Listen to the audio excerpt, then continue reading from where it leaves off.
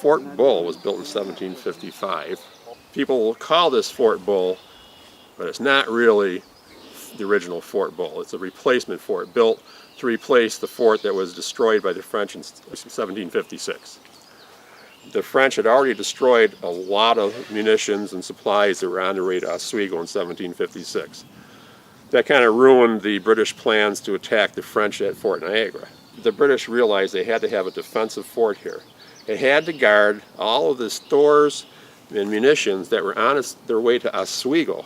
Oswego is the next British post on Lake Ontario. There's nothing between here and there.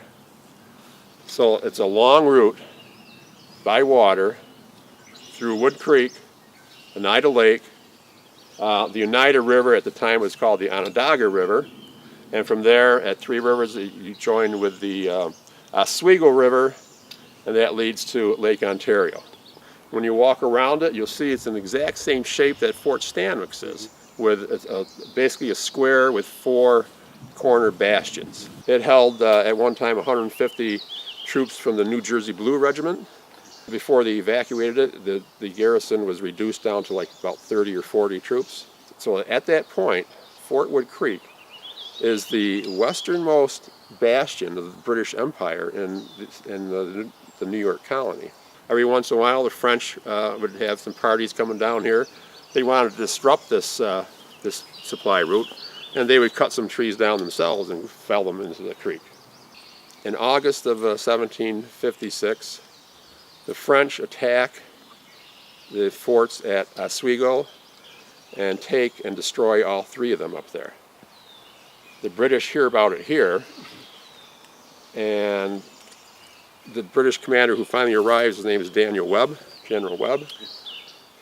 He's starting to wonder if it's worth holding this place, because now kind of the reason for this place existing is gone.